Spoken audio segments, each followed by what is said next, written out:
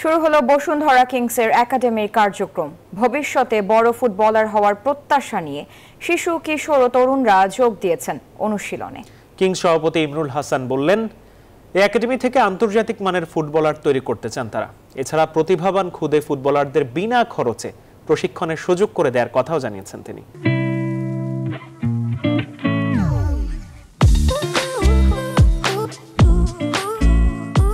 Football নিয়ে রঙিন স্বপ্ন দেখে বসুন্ধরা গ্রুপ। ক্লাব ফুটবলে নিজেদের জাত চিনিয়েছে খুব অল্প সময়ে।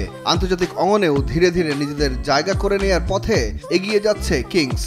এবার দেশের ফুটবলের পাইপলাইন মজবুত করতে ফুটবল একাডেমি চালু করেছে বসুন্ধরা কিংস। দেশের বিভিন্ন প্রান্ত থেকে কিংসের একাডেমির সাথে যুক্ত হয়েছে খুদে ফুটবলাররা।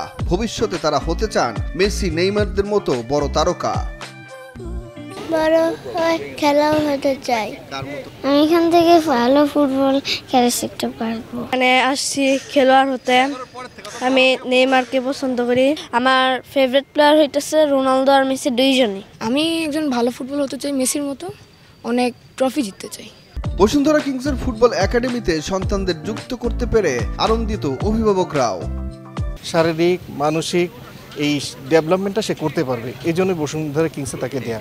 কিংসের প্রতি আলাদা একটা আবেগ আর কি, আবেগ কাজ করে। বসুন্ধরা কিংস থেকে অনেকেই খেলছে, কিংস থেকে অনেকে ন্যাশনাল টিমেও যাচ্ছে। এই একাডেমি থেকে আন্তর্জাতিক মানের খেলোয়াড় তৈরি করাই লক্ষ্য কিংসের, বলছেন কিংস প্রেসিডেন্ট ইমরুল হাসান। এত সারা পেয়েছি যে আমরা অভিভূত, যদিও আমরা সবাইকে অ্যাকোমোডেট করতে পারছি না এই মুহূর্তে। তারপরেও এই দুর্যোগপূর্ণ আবহাওয়ার মধ্যেও কিন্তু আজকে আপনারা দেখতে পাচ্ছেন যে অনেক অভিভাবকরা তাদের বাচ্চাদেরকে এনে এসছেন। আমরা তাদের সকলের প্রতি কৃতজ্ঞ। তা আমরা আশা করছি সামনের দিনগুলোতে আমাদের আরও সারাটা আরও ব্যাপক হবে। এই একাডেমির পুরো দায়িত্ব পালন করছেন কিংসের টেকনিক্যাল ডিরেক্টর বায়েজিদ জোবায়ের নিপু। তিনিও স্বপ্ন দেখছেন এই একাডেমিকে বিশ্বমানের করে গড়ে তুলতে। যারা কাছাকাছি আছে তারা এখানে ট্রেনিং করছে এবং বাইরে থেকে অনেক বাংলাদেশের সব জায়গা থেকে তারা ফোন করছে।